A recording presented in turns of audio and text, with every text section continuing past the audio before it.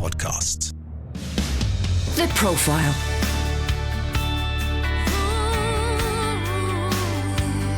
You're listening to Premier Christian Radio. Where faith comes to life.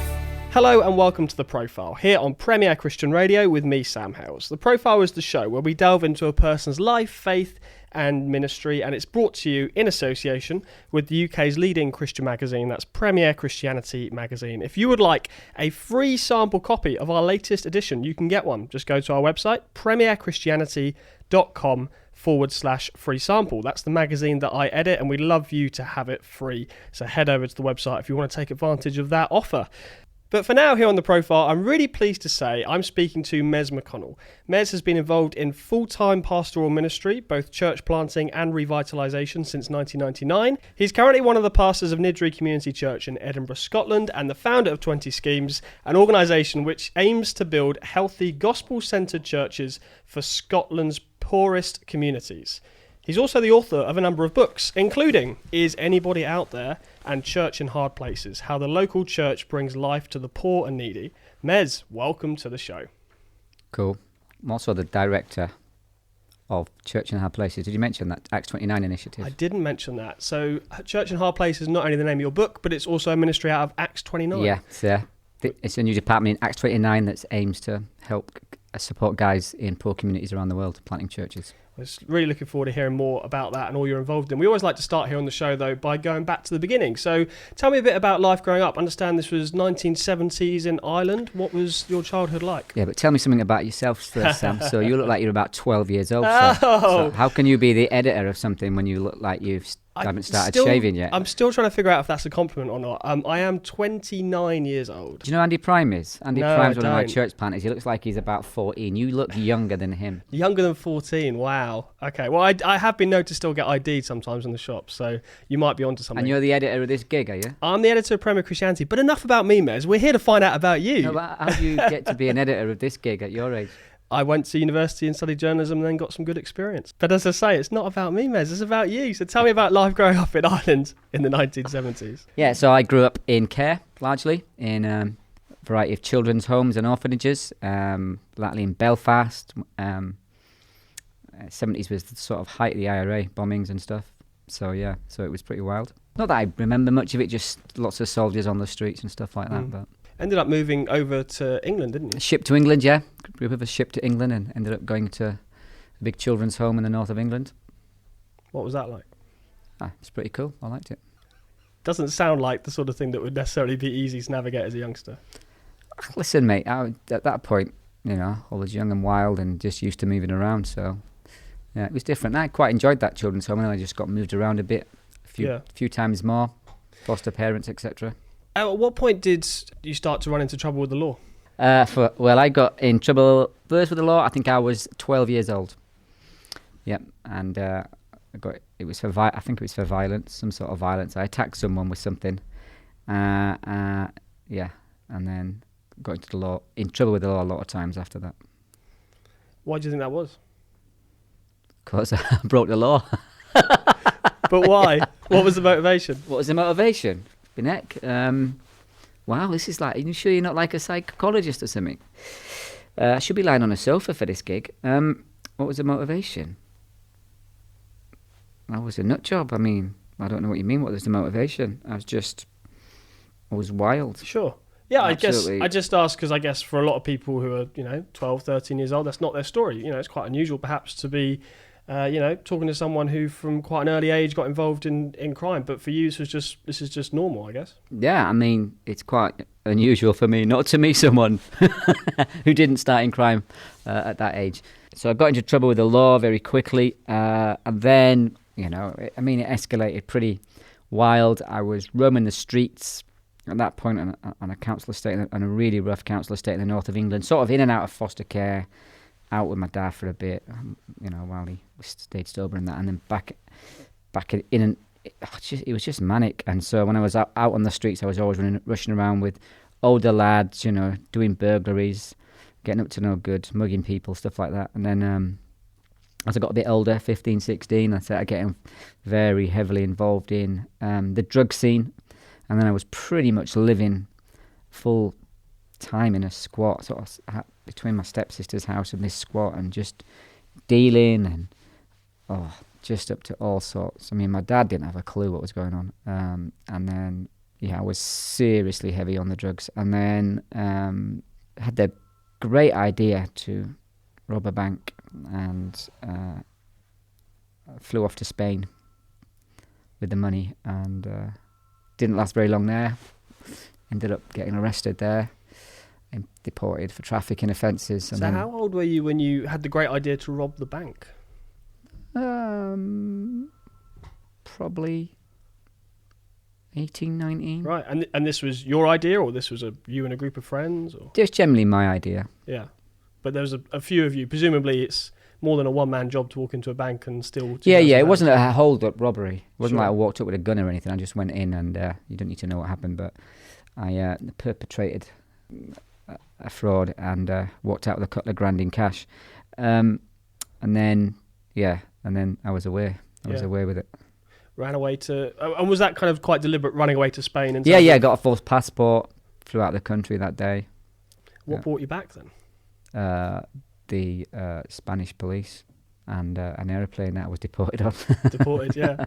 So and then ended up homeless in London, actually. Ended up homeless, sleeping in Victoria Station. Right, just down the road from where we're sitting. I don't know where we are geographically. We are literally just down the road from that, which I guess must be crazy for you, now as a pastor and someone who speaks at Christian conferences, to be thinking the way your life was heading was a very, very different direction. Wild. I mean, absolutely.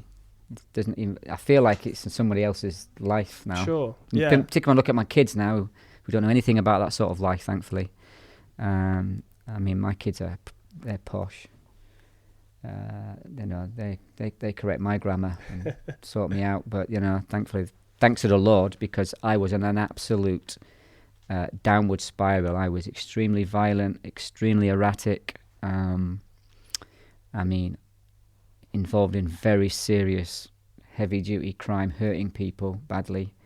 And then that's obviously what got me, ended up in maximum security. Yeah. So tell me a bit about what happened then between you being homeless in London and ending up in a prison. I was just a mess. I was all over the place. And angry at everything in the world. And I was just out. I ended up back in Wiltshire, living on the streets there off and on, and then ended up in a bar fight and stabbed a couple of boys in the head, and got arrested, got charged, got sentenced. How long were you in prison for? 15 months. Was it during this time in prison that you first had an experience, I guess, or some sort of encounter with faith? I always believed in God, but thought the church was for pansies, you know what I mean? And definitely not for people like us. And I had met some Christians on the streets just before I got sent to jail. In fact, they'd been visiting the streets for quite a while, telling me about Jesus and all this. But I just thought they're a bunch of dingbats. In fact, the first time I met Christians who told me about Jesus, I got arrested for trying to put their car windows through and beat them up. But these guys kept coming back, playing football with us outside a community centre in a housing estate, and went to jail. And then a couple of boys from that ministry actually came to visit me in jail. And then when I was due for parole, one of these Christian guys gave me somewhere to live. So. And was that it? Is that the rest of the story, that you met these Christians and became a Christian? And yeah, my life's been perfect ever since. Your life has been perfect ever since. Yeah, my favourite song is The Sound of Music theme tune. Play it every morning. It's beautiful. Yeah, absolutely. Okay. I'm guessing it wasn't that simple. No. So I was, I had no clue about Christianity. I'm going back 20 years now, and lads where I grew up didn't have a clue about Jack. It's even worse on the streets these days, trust me.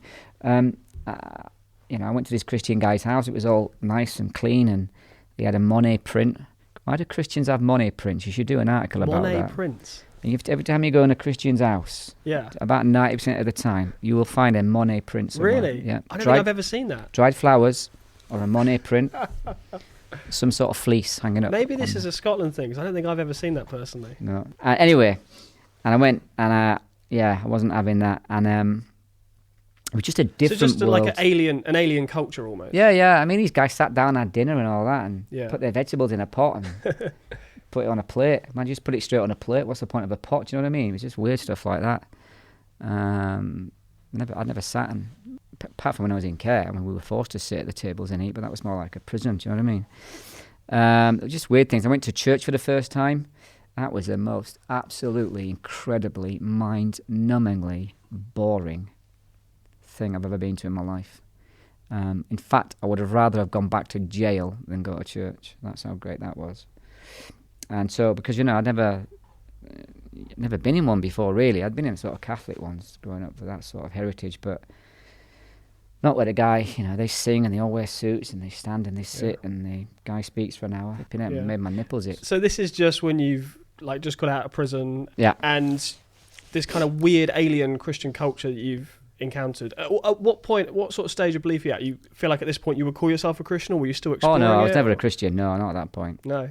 I mean, I was straight. I was out of jail, telling myself I'm going to get a job and be a good person and all that. But within about 2 days, I was back on the drugs, back hanging out with my old pals, dossing down at this Christian guy's place at night, sort of in two worlds. So it's a bit of a weird thing. But inside I was thinking, man, I don't want to be doing this all the time, doing the drugs. So anyway, this guy invited me to a Christian youth weekend away camp thing. But I'm like, this is what you need to know about the working class, right? We're paranoid about everything. And at the time, there was a dude on the telly called David Koresh. You might be too young for that crap. I know of this story, but you tell it. They locked themselves in Waco and blitzed everyone. And then this is on the telly, and then these Christians are saying, why don't you come away to a retreat and that? And I'm like... Right, you were worried that's what they were... And I remember saying to the geezer, listen to me, like, you know what I mean? I'll be sleeping with a hammer under my pillow. If you try any weird voodoo on me, you're getting smashed. Because the David Koresh stuff was just totally nuts. This was proper sort of cultish. Yeah, but for me, in my head, he's a Christian. Exactly, These dudes are Christians. Do you want to take you away somewhere and try and, you know... Yeah, it's completely understandable. Meld your mind with weird stuff. Makes total sense, doesn't it? If you're seeing that on the TV and you meet a Christian at the same time, they invite you to a weekend away, you're going to make that kind of connection. And so I was like, well... But I wanted to get away because I was heavy on the drugs again. My head was mincemeat. And so I said, right, I'll come. So I went on this weekend away anyway. And it was interesting watching all these Christian kids sing about blood and weird stuff like that. Thinking, they sing a lot about blood, these people. I thought half of them were butchers or something. Do you know what I mean? But I was watching them and I was thinking, you know what? These lot, they seem like they're pretty happy. You know? They seem like they're on a different planet to me, but they were just asking big questions. Why are we here? What's it all about? Questions I'd ask with my mates, but we're usually all stoned, you know. We usually had about 5 bongs and we're talking about spaceships under the Vatican or something. But these guys were talking about the big questions of life, and I was fascinated by that. And so I left that weekend actually really, really interested in Jesus. I wasn't digging the church. I wasn't getting the church thing. I didn't understand what you had to do that. But I was fascinated by Jesus. And so when I got back to where I was staying at this lad's house, I found a book in his house. It was actually a Matthew Henry commentary on the Bible. And I thought, I'll have a crack at that bad boy. And so I read that. And then it was reading that I got converted, reading the book of Romans. Reading the book of Romans? I mean, that's pretty heavy theological stuff, right? Not really. It was pretty... It was just annoying. In what way? Well, listen, I grew up with social workers, social carers, psychologists, you know, all the trick cyclists, and all told me I was a victim. I was a product of my social circumstances. If I'd have come from a good home, etc., you know, and I loved that. I was like, it's not, none of it's my fault. Right.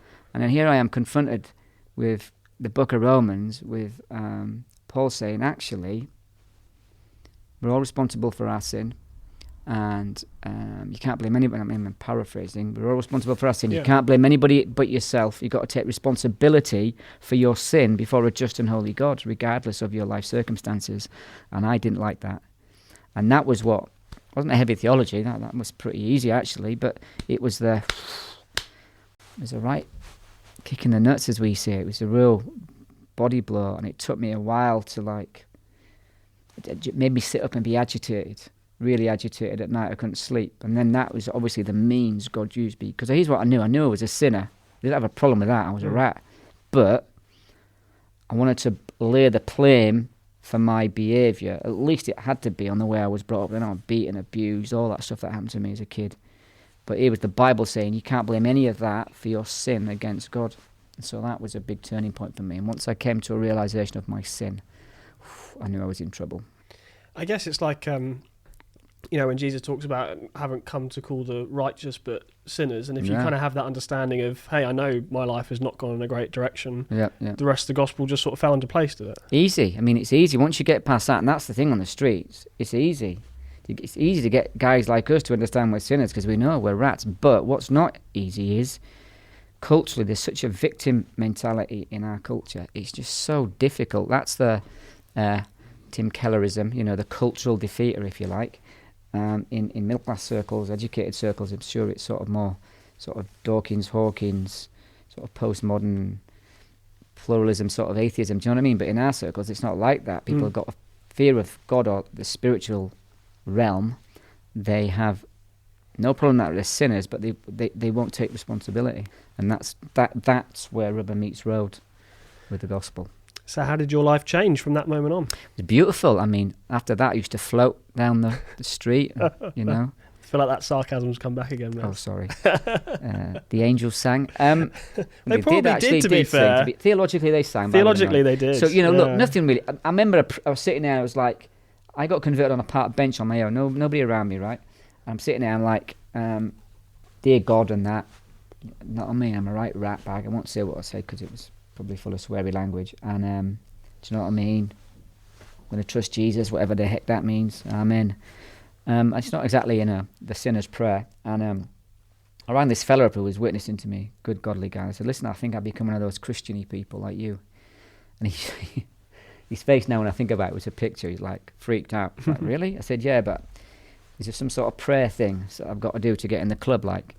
And so he sat and prayed with me, and I was waiting for some sort of burst of light or some chorus, but nothing. I didn't, I read these testimonies of people that I felt like the burden was lifted and I slept like a baby. Well, I didn't, so I didn't feel like a burden was lifted either. So I was just paranoid, thinking maybe God's not going to accept me, because I just kept remembering, or it was the devil kept prompting me, remember when you did that, yeah, but what about when you did that? What if these Christians find out what you really did, and you mugged that person, you did that person over? I was just always on this edge that, man, I think I found this life, this thing that I'm going to love, but they're going to take away from me when they find out what I'm really like. So I was really paranoid for a good while. Which is not great in testimonies, is it, to say, yeah, came to Jesus, but I got more paranoid. Hey, we like honesty around here. But it was, so it took a time, but then this guy I went, and I started going to church. Church was just so alien to me, which is ironic now because I'm such a big champion for the local church. But initially, it was just like the guy would get up and said, we know from Abraham or blah, blah, blah. So many cultural systems. I'm like, who the heck is Abraham? What's that? What's this? I didn't have a clue. What's the big number? What's the little? I knew nothing. I remember when someone was once in a Bible study, they first become a Christian, and the person leading the Bible study said, right, if you'd like to turn to John. And the person started looking around the room like, who's John? Yeah, exactly. Not a clue. And it's not like these Old Testament guys had cool, good names either. Do you know what I mean? Ezra and all that. It's not easy. It freaks you out. So there was a bit of that. But what happened was this mature Christian in the church got alongside me, and he met with me almost a few times a week, and we just went through this basically like creation to Christ type course of the Bible, and it was amazing. I just banged questions at this guy. I just fired it at him, and he was just patient with me, calm with me. When I look back now, I must have been an absolute, because I was very aggressive. Do you know what I mean? I was like, be ringing him up at 3 a.m. going, what the effing heck is this in the Bible? What's that about? And I'd read Deuteronomy about something, and he just like, yeah, be calm. So he was very patient with me. Yeah. And then not long after that, I thought, when I was back on the street witnessing to my pals, but I didn't know anything other than, listen, you lot, you're scum. We all know we are, right? Yeah. Get yourself to Jesus. Let's go to church. And then I thought, you know what? Then somebody said to me, you probably, in a passing comment, you probably ought to go to Bible college and learn more about the Bible. And I'm like, what, there's a thing for the Bible? And it's like, yeah, what, you can go and sit in a place and learn about the Bible all the time. I'm like, yeah, That is mental. Right, I need to go to that place. And what was your education up to this point? I went to a grammar school. I had old 11 plus. I got into a grammar school. Right, yeah. Old 11 plus exam. So I was smart, but dumb. Smart but dumb. Well, I was so angry at everyone, so angry at the world, so angry at things. I thought, well, you know what I'll do? Screw you. I won't even try. I could do these exams in my sleep, but screw you. I'm not even going to try. I'm going to screw the whole thing up, thinking to myself, yeah, I'm showing the world. Well, really, I was screwing myself over, but at the time you wouldn't have told me that.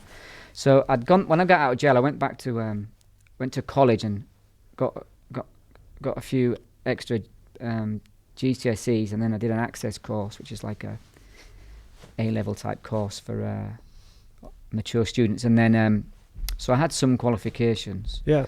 And then I applied to Bible college. I'd been converted 9 months, and I got into Bible college because of a typo. That's how I got in. Because obviously I went to an interview in a Bible college, and I was rough, right? Tell them about Jesus, I'm going to do this and learn the Bible and that. And then I think the guys at the time said, look, because I think it was 96 I went, and they wrote they'd sent a letter to the college or whatever, to the secretary, saying, right, this guy can come, but make it next year, make it 97. But they had wrote 96, so I turned up on the first day, with my new letter, my little bag of goodies. Like, what are you doing here? I'm like, here's my letter of acceptance. And then, because they're like, posh people don't like to be put in a corner, do they? So they had to take me, because you know what I mean? I had the thing, I had the letter. Had the piece of paper in black and white. We've got to go by that. And so it was, and so it was. In hindsight, my first year was wild. I don't know. Fair play to that college for putting up with me, because this is Moorlands. Yeah, I wasn't going to say it, so they didn't feel like they want to be associated with me. I was wild back then. I mean, I was 9 months out of a maximum security to. That's pretty. That's a Bible pretty college. Quick turnaround. And for sure. I wasn't used to debate. People say no, you need to do that. I just I'll punch your face in, mate. And obviously, guys weren't sort of used to that level of discourse. But I had a great tutor going, but you can't say that to people. I'm like, yeah, but he's a dingbat, and I'm going to headbutt him. You can't headbutt people here. And I used to looking in the Bible for, is there a verse in the Bible that says you can smash idiots and stuff? Because if only there was, right? No, well, I'd read Judges, go and murder everyone and do people, and I'm like, well, he gets a bash. Why can't I get? See, right, yeah. You understand? But we're laughing, but you're reading it like that, you're thinking, well, he got to kill people. He did it. Why can't slap I? A guy about a bit. I don't want to hurt him that bad. But it was explained to me that the nuances of Old Testament literature. So it was wild, but Mullins was good to me. I mean, they were very patient with me, Mullins. Yeah, I have to be honest. I guess when a lot of people go to Bible college, the next sort of logical thing after that is some form of. I hesitate to use the word ministry, but you know what I mean. Yeah, because we're all called to some form of ministry, whether we're paid for it or not. But what was the plan after studying, and what actually ended up happening? I didn't really have a plan. I just wanted to go on the streets and tell people about Jesus. I just wanted to be a bit more clued in on what the crack was. And then I got there and I really took to study for some reason. I really took to it. I was really pretty decent, handy at it. Ended up taking a job, actually, leaving college. As a student, I was studenting at a Baptist church down the road, and I ended up taking a job there, and it was an absolute disaster. An absolute train wreck. I almost shipwrecked my faith. Why? Well, because it was a quite well-to-do church, and the elders were all lawyers or businessmen, what elders usually are in the UK for some reason. And obviously I pitched up. I'd been quite a good student pastor for them, and then they gave me a job as an assistant pastor, and it became very clear very quickly that guys like me are good for testimonies, but we're not very... When it comes to leadership, these guys weren't equipped to be looking at a guy from my background on an equal footing.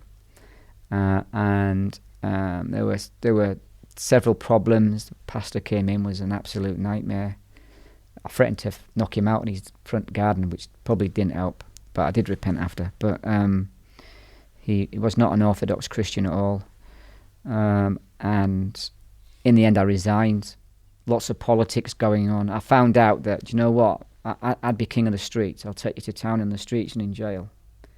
But these guys at the top of churches, they've got a whole new level of politicking.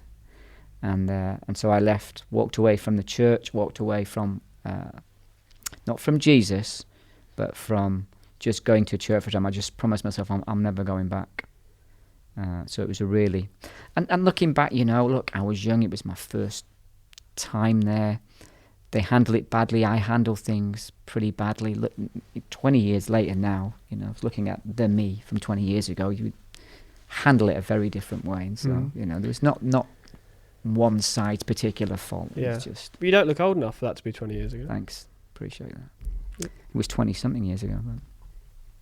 Were you even born then? We're back to that. Okay, you brought the old age thing up, kid. So. Well, I just thought I'd get one back at you, but don't, because that'll it could just descend. It just encourages me. It could just descend into all sorts of and I'm very nonsense. bad for this. Okay, so I understand at some point you ended up in Brazil ministering among street kids, which sounds amazing. Yeah. So after that, I was saved by an old Welsh guy. I was saved by Jesus, but after that period, an old Welsh guy called Stuart Ollier. I can't remember how I got in touch with Stuart, through someone anyway, and I went and studied for an MA at what was the old Brynterian College. It's now called West Union, now called Union in Wales. So I went there, did a bit of study with them. He sort of taught me back to the church, went and worked in a church in Birmingham for about 18 months while I was preparing to go to Brazil. And then my wife and my 2 young girls, we went to Brazil. Went to the Amazon initially for language school, and then we ended up planting a church in just below the Amazon in a city called San Luis with street gangs. It was wild. You're listening to Premier Christian Radio with me, Sam Hales. I'm in conversation with Mez Mcconnell today. You can hear the rest of our conversation right after this. It was 50 years ago when young missionary Jackie Pullinger left London and got on a boat to Hong Kong, determined to share God's love with those in need. Miracles followed. Now she's challenging the church to get on with the job. My message is always the same. It's how to get us sure enough of God's love so we can go out and share it with the lost. Read the full interview with this inspiring evangelist exclusively in Premier Christianity magazine. This is very short life, and eternal life is forever. We're going to feel all stupid if we wasted this one. For your free copy, visit premierchristianity.com/free sample. Good news, we've slashed the cost of subscribing to the UK's leading Christian magazine. Now you can read news from a Christian perspective and interviews with fascinating leaders for half the normal price. That's 12 issues of Premier Christianity magazine for less than £20. Plus, take out a subscription and we'll enter you into a prize draw to win £200 worth of new Christian books. There's never been a better time to subscribe. Go to premierchristianity.com/subscribe. The Profile.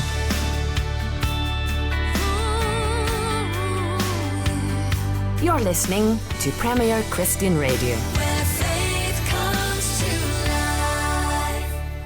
Welcome back to The Profile here on Premier Christian Radio with me, Sam Hales. Today I'm in conversation with the church planter and author Mez Mcconnell.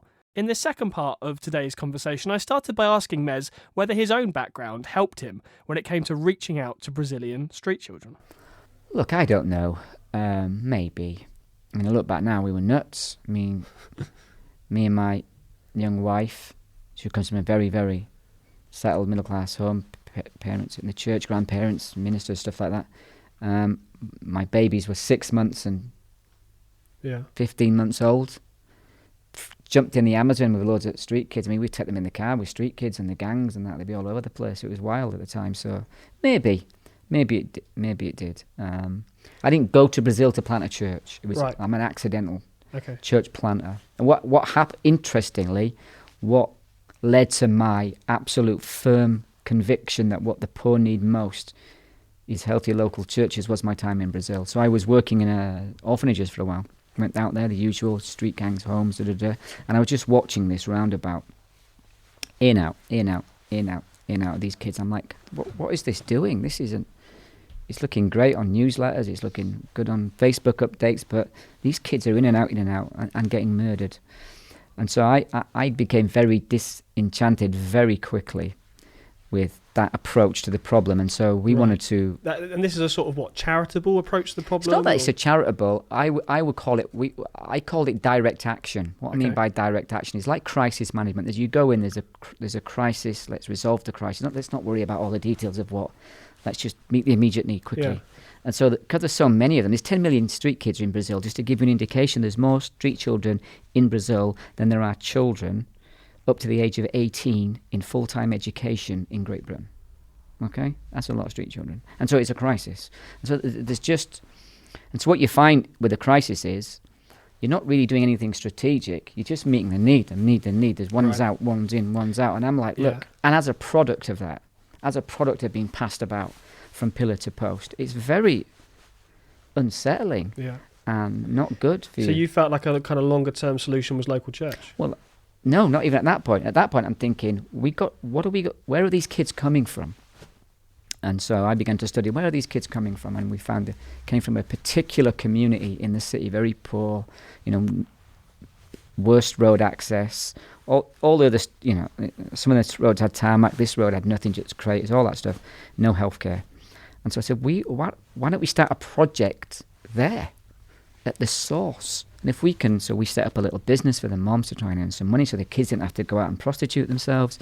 We set up a doctor's surgery, we set up a dental surgery, we set up a football school. We said to the kids, listen, if you go to school, you can come and join this football club. We'll give you a kit and boots and da-da-da. I mean, school attendance shot up like 400%, right? So we did all these things, and I opened a Saturday club. And then what happened was all these people were getting converted. Surprising when you preach the gospel. And weren't worshipping. We didn't have anywhere really to worship. And so what happened was a church just grew up out of it. And then I began to see, hang on a minute. I've not seen this before. Actually, the church should be at the heart of everything that we're doing here. And so that's why I would call myself the accidental church planter. And then I just began to see, particularly when I came back to the UK, lots of charity, food banks or kids clubs or things that are good in and of themselves, but actually are not helping our communities in the long term. Yes, I want to talk lots more about this because this is something that clearly really motivates you, I guess. And annoys people for some reason, who I think don't understand what I'm saying. Right. Well, let's try and unpack some of that, because as far as I can understand it, you believe that much of the church has kind of farmed out evangelism to parachurch organisations, to Christian charities. And your line, which you've written, is that then when they get a catch, so when the parachurch organisations, the Christian charities get a catch, the local church leaves them rotting on the shore. I like that one. Your words, not mine. Yeah, but did you like it? What did you think about that one? I'm afraid, as an impartial journalist... You're not impartial, though, are you, son? I'm doing my best. Here's the thing, right? My point is that most evangelism being done in council estates that don't have gospel churches, because some have gospel churches, let me be clear about that. There's a lot of guys in council estates with small churches struggling out there, and you need to give those guys props. But the massive majority, particularly in Scotland and the north of England, where there's just reams of estates, hundreds, millions of people living without access to a gospel church, lots of ministry is being farmed out to parachurch organisations, food banks, CAP, after-school clubs. You know what I'm saying, right? Yeah. And so what happens is, well-meaning, Jesus-loving Christians, and I'm not questioning motive, I'm not even questioning that it's a bad thing, but in isolation, on its own, these things are not helping us. What you're doing is, it's like the street kids. You're trying to solve a problem through crisis management when what you need is a broader solution. And so what my point is, the best mercy ministry is a healthy local church. So if someone says, right, I've started a ministry, the food bank or a soup kitchen or whatever in this estate, and I'm a pastor of the church, and I'm like, right, okay, but what's the long-term strategy? Yeah, you want to show the love of Jesus, I'm all over that, good. But when you preach the gospel, what happens? People get converted. When they get converted, how am I, as your pastor in this church, going to help you facilitate the discipleship, integration and equipping for service of these people? What I'm saying is most churches just hand it over at that level and don't even bother with the discipleship Right. aspect. So to give you an example, though, okay, let's say that someone becomes a Christian through something like CAP. You mentioned Christian Against Poverty, Yeah. you know, with the debt advice, and you Yeah. know, I've spoken to CAP, and they're very keen to point out this is not just us helping people through job clubs, but you know, we are Christians against poverty. Yeah, yeah, our yeah. face at the centre. Yeah. And you know, you and I will both have met people who have become Christians through that ministry. And your concern is at that point they're not finding their way into local church. Yeah, my problem isn't with CAP, you understand? Sure, Or yeah. with people who are doing... My problem is the local churches Yeah. and or pastors that do exist are not helping the situation. The best mercy ministry is a healthy local church. Look, poverty is not... We're not naive enough to think that poverty is a one-dimensional thing, right? My church, the vast majority of my congregation will be on some form of antidepressants, have some form of underlying mental health issues, will have been a huge 90% or more been sexually abused. Hiring men, all right, in our communities. That's a fact. It's not spoken about, but it's a fact. Now, a food bank with someone who's hungry is a good thing at the point of need, at the point of crisis. That is good. As a long-term solution to poverty, it's not good, is it? Mm-hmm. You would agree? Sure. Right. Now, so let's say someone comes in through the food bank and they get converted. Now, that person goes where? Well, this is my question, because you would assume, and maybe Yeah. this is the wrong assumption, that there's Christians working in that food bank Yeah. and who go to local churches, Yeah. who can see this person become a Christian Yeah. and would invite them along to church, Yeah. and there would be a local church on the area who Yeah. would look after them. But Yeah. you're saying that's not I'm saying there's no churches in our communities. Right. That's why I'm planting churches. That's why we're doing 20 schemes. Now, here's what generally happens. Well-meaning Christians, if someone gets converted, you're right, would be Christians in those food banks, will take them along to a church or their church, normally out with that community. That's where cultural assimilation comes in. That's when we're a guy, or this is Bob from the food bank. All of a sudden, no one's saying it because Christians are dead nice. There is a massive cultural assumption about Bob from the food bank. Everyone thinks, well, let's poor Bob from this food bank. So already Bob is on the bottom rung of the bottom rung of the ladder. Already Right. he's got socially a mountain to climb to be seen, to be anywhere near the level, right? That's the first thing. The second thing is the middle-class church is absolutely appalling at discipleship. It sucks, right? That is a fact. And I'm talking about conservative evangelical church, which I'm a part. I'm not speaking for the broad church that I don't understand, but the circles I move in, right? Awful. You know, a midweek Bible study and maybe we meet for coffee now and then. That is not a discipleship model that's going to help Bob, who has a raft of problems. Maybe he's got an underlying mental health problem. He hasn't seen his kids for a while because he used to knock his missus about. Do you understand what I mean? He's paying fines off because, you know, he's been in trouble with the courts and stuff. So the food's got him in the door. The food's got him the Spirit through the food has got him to Christ. And now he's in a church, and invariably, churches who are poor at discipleship and don't know what to do with Bob just cannot handle it. And so I get a phone call every week without fail, a phone call saying, we've got so-and-so, they've been saved through our delete as applicable. Our church isn't really geared up for these sort of people. Will you take them? And we take the waste and strays. That's my issue with the situation. That it's, if a guy says to me, Mez, I'm thinking of starting a food bank in my church, my first question is, why? Well, show love of Jesus. Brilliant. Why? You want to tell them about Jesus? Yeah. Then what are you going to do with them? What do you mean? What are you going to do with them? What's your strategy for discipleship? What do you mean? Don't start a ministry. Don't give us bread and then leave us starving out the other side. That's cruel, isn't it? And I can tell you from 20 years experience, it doesn't work. It's interesting, though, you use that example of a church wanting to start a food bank. Because a moment ago, you were seeming to suggest there aren't churches in where the problem is the greatest. There aren't a lot of churches in the middle of the housing estates. Yes. Listen, mate, here's what generally happens. Many churches, evangelical churches now, find themselves often, it's not true, London's just a different beast, all right? Thinking of North of England, thinking of Scotland, okay? London's a different beast, but many churches will these days, because the boundary changes and gentrification, will straddle a middle class and a historically at least working class community, a council estate. And so one of the ways that these churches, usually most of their constituents come from the more middle class. Food banks, CAPs, blah, blah, blah. These are all ministries that this church will do into that council estate in order to make contact with it, because they don't know how to relate to them. Yeah. I'm saying that is a poor and dangerous model on its own that is not helping us in the long term. So what you'd prefer is if that church started a church plant in the council housing Correct. estate? And run your things. I'm not saying don't have them. If people say, why do you hate the poor? Which is hilarious given my background, right? Get a grip of yourselves if that's you. I love the poor. International aid and development community split relief into 3 areas, right? Crisis intervention, rehabilitation, and development. Crisis intervention, let's just say a tsunami sweeps over. We've seen that on the telly.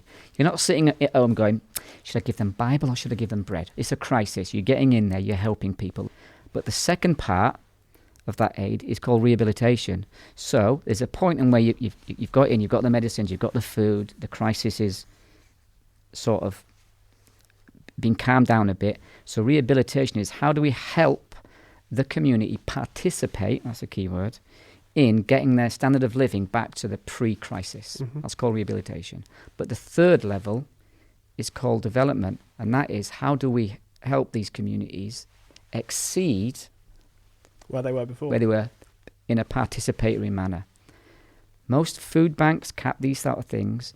They mainly operate at stage 1, years after guys should have been helped through stages 2 and 3. That's my point, right? Because lots of it is cap aside. Lots of the handout ministries are non-participatory, and that's another key factor that keeps the poor down. And I will say this, largely unintentionally. So you say, you get this criticism, you hate the poor.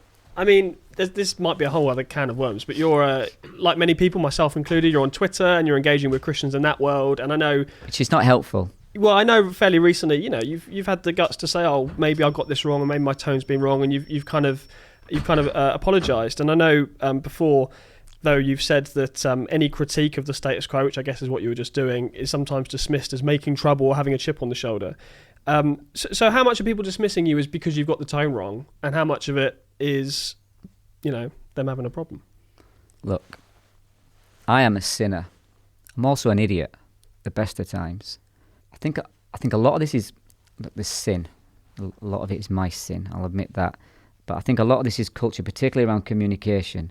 How middle class people communicate is baffling to me sometimes. And I've been observing the culture now for nearly 2 decades, all right? And we can be both having we can both see the same film, right, at the cinema, or listen to the same sermon in church. And so your friend asks you, what do you think of the sermon? And you can go, well, I thought it was interesting. You didn't like the sermon, but I thought it was interesting. It had some good points. But you hate the sermon, right? They ask me, I'll say, I thought it was crap. I hated it. Now, I'm rude and obnoxious and whatever else you want to call it. Whereas you, who just lied to them and called it interesting in points, but you didn't mean that, you meant it was rubbish, are fated as the height of good manners. And so in our culture looks at lots of Christians like this and think they're just lying to us. So how can we trust what they say? And your culture looks at us and goes, wow, these guys are incredibly aggressive and rude. And so I think there's some of that going on. As well, Twitter is not a great medium for that sort of thing. It's not a great medium for any kind of deep discussion. No. And a lot of the things you've just said, this is deep stuff. This is about how we do church, how we reach people. Correct. So often I'll send a thing out, and some people are like, sometimes if I'm honest, I'm doing it because people are winding me up and I just want to get a rise out of people. That's sin.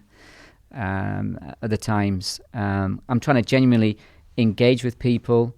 I do find it incredible that as soon as I do talk on these issues, that the middle class church just swarms, and I'm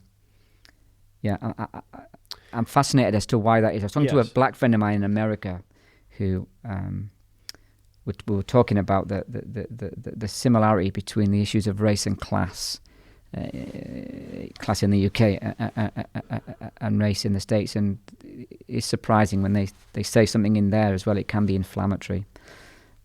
Although, actually, I'm not interested in this will sound unusual or hilarious. I'm not interested in class. Class is not even a biblical construct for a start. I'm interested in injustice. That's what's at the heart of this. And that we think more clearly about the poor, because for some reason the middle-class evangelical church has convinced itself that it's loving to give people from our communities free stuff. And I just am baffled by it. Because the free stuff isn't enough, they need the gospel? No, because as I've just explained to you, the free stuff on its own is hugely damaging. This isn't about an either or. You know, should we give them bread or should we give them the gospel? You realise it's only an intellectual middle class debate. It's not being had in our communities. The Pinec, you give them bread, you get Jesus as well. It's a fascinating theoretical debate that drives me nuts. I'm not making a bit of it going, well, I've got a loaf of bread then, I've got my Bible. Someone walks up here and they're hungry. I'm like, what should I give them first? You know what I mean? I'm going to give them everything. I'm going to give them the clothes off my back. These are guys who live in my house. We give them everything, and we give them Jesus. There's no... It's a false split to me. Right, yeah. It's fascinating. Yeah. But I'm just saying, why don't we all stop for a minute and think about these ministries we're doing and how much good are they really doing? Because we've been doing this for a long time now, the church, 20, 30, 40 years, right? Show me the healthy working class churches with working class leaders. Show me the guys like me, theologically trained, who are speaking out. Where are they then? Where are the rest of my guys? Yes, I know you've spoken about this before, and it does make you think, doesn't it? You think, well, yeah, I can think of lots of people who've, become Christians from a working class background, but I can't think of many leaders from and that's a working my point. class background. And many middle class people say to me, well, I'm working class. And I'm like, what do you mean by that? Well, I was born on a council estate. All right, I'm cool with that. You still live there? The answer is almost invariably is no. So why are you telling me that? So their defence mechanism, well, I'm working class. I'm like, that's not the point. The point is you're not there now, though. You've left. Yeah. And the church is largely out of, not anywhere near huge swathes of our community. There does seem to be, though, I'd say in fairly recent months, even years. I mean, you've run a conference on this whole subject, for Christians to try and get our head around some of these problems that you've identified.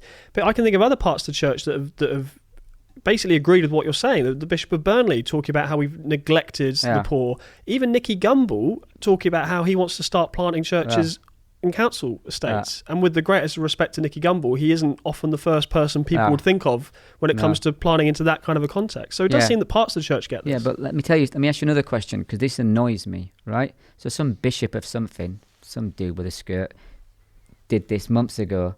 Was it him? Might have been the Bishop of Burnley, I don't know. But anyway, someone made this big thing about the church and the council estate, and I got really irritated because he was feted as a prophet. Wow, listen to this guy. And then Tim Keller come over and say something, and everyone says, oh, it's amazing.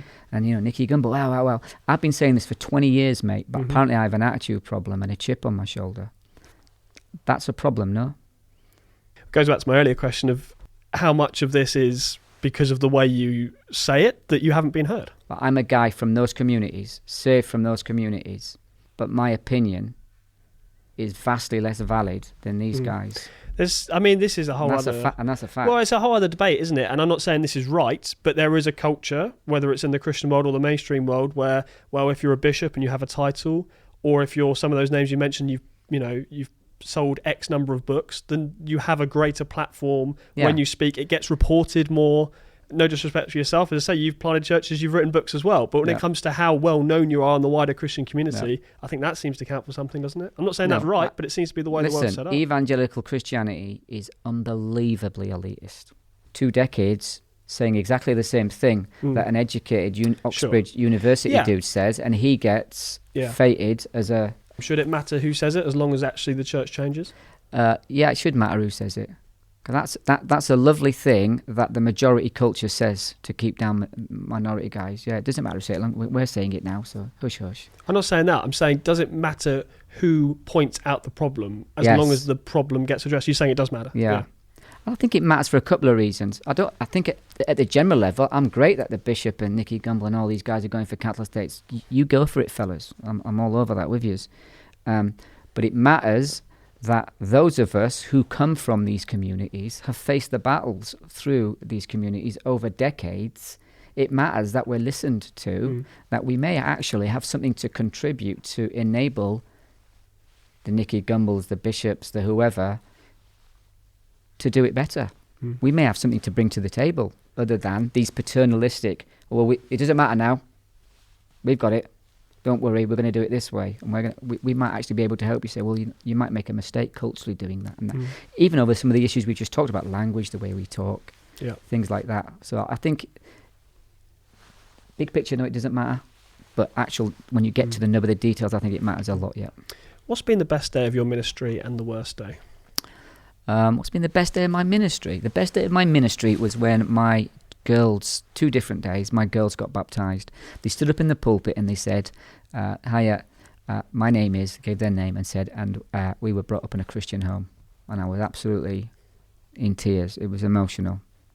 Because what's another interesting thing about middle-class Christianity is they think what I do, is sexy. I'll swap my testimony for my girls in a heartbeat for the trauma. And there's nothing more powerful to me in my life than hearing my girls say that, which surprises a lot of people. They think it's something else. The worst day in my life, my ministry, probably, there was a few really bad days in Brazil. At one point, I think we were losing a child a week, being butchered, murdered, and I never quite got over the seeing babies dead in the street and just left to rot. So they were quite hard days, What keeps you going on the really hard days of ministry now, where you feel like you're not getting anywhere? I do feel like I'm getting somewhere. Actually, I feel like there's a change. So there aren't any bad days. Well, there's tough days, but I have a good wife. We've been married 20 years. A great marriage. Worked hard at that. I've got a good church, good elders, good accountability as well. People who tell me when I'm being a knob, when I should shut up. Obviously, I didn't mean that in the sweary sense. I meant like a butter. I don't think we're buying that one. All right. In the US, they're called projects. In England, they're called council estates. And in Scotland, they're called schemes. And your organisation is called 20 Schemes. Yeah. So why 20? My organisation, but my church's planting ministry. Right. It's not separate. It's not a parachurch. Okay. We've talked a lot about parachurch. It's so I guess church planting ministry of Nidri Community Church. Right. The church planting ministry of Nidri Community Church. So why do you have an office in America? Because I'm an international man of mystery. For money. And also the office in Scotland is... I thought you were joking when you said for money. So that's basically fundraising in America? Fundraising in America and a partnership with a church in America. And so it's the same principle. It's run out. So our ministry, both here and in the US, is overseen by local church elders. Right. But really, everything that happens in America is about fundraising for what you're profile, doing. Because no one in the UK churches will give us money. England and Scottish churches are terrible, so we get Is there like a sort of England-Scotland divide going on there, or? No, I just think that, we haven't really bothered coming that much into England. We're very clearly a ministry for Scottish house schemes. And but it just seems bizarre to me that you'd have to go all the way to America and set up an office to fundraise in America, because no one in England will give you any money for what's going on in Scotland. Well, do you want to go back to what I just talked to you about, elitism, snobbery and injustice? So you did try to get money from England? Mate, I've been doing this game 20 years. I can tell you for a fact that every single grant-making organisation that I've applied to has turned me down for 2 decades. So tell me a bit more about 20 schemes, and particularly the number 20. Well, we wanted to go for the number of digits we felt Jesus would have had. 10 fingers and 10 toes. Okay, good, great. Right, we'll move on then. Wonderful. So I'm told that it's actually to do with the number of schemes or housing estates you wanted to plant churches on, but I'm obviously wrong on that. I wanted 50. You wanted 50? I wanted 50. Somebody talked me down from 50, because it originally was going to be 50 schemes, and someone said that might be a bit high, and went down to 20 for some random reason. Lack of faith. No, not on my behalf. Anyway, so we just went for 20. It's a random number, I know. And yeah, I can't remember now, but I did want 50. How would you describe your calling? What does that mean? How would you describe what God's called you to do? Was there something specific about God's commanded me to go to into all the world, preach the gospel and make disciples. So my question was, there something more specific that God's called you to do that's more specific in some way than the Great Commission, or an element of the Great Commission that you particularly feel like is your remit? Not really. No? I don't know. I mean, I don't think a bit like that. Listen, I love Jesus. I love the lost. I love the local church. And that's what I want to do. Make sure that millions of people in our country who are going to hell, because they've been overlooked, have access to the gospel and a healthy local church where they can grow and be useful in kingdom work for the Lord. Mez Mcconnell, thank you very much. Sam Hales, thank you very much, kid. Wow, that was a little bit different, wasn't it? Thank you so much for joining us on the Profile podcast. It's been great to have you. I was going to say there's lots more interviews just like that one, but to be honest, I think that was a bit of a unique conversation, certainly for me, and I think for Mez as well. If you want to check out the other conversations we've done, there's over 100 interviews now available right here on the Profile podcast. So I hope you get a chance to look back at some of the great conversations we've had. And the good news, of course, is that as we go into 2019, there is loads more great conversations still to be had. I'm really looking forward to sharing them with you. From all of us here at Premier, we're wishing you a very, very happy new year. Thank you for downloading and enjoying the Profile podcast. Please do share it with your friends. And if you get a second, why not give us a rating or a review on iTunes or wherever you found this podcast. And don't forget that this show is made possible by Premier Christianity magazine. That's the UK's leading Christian magazine. If you would like a free sample copy of our latest issue featuring an interview with Jackie Pullinger and loads more great content, just go to premierchristianity.com/free sample. For now, time for me to sign off. Happy New Year, and we'll see you next week.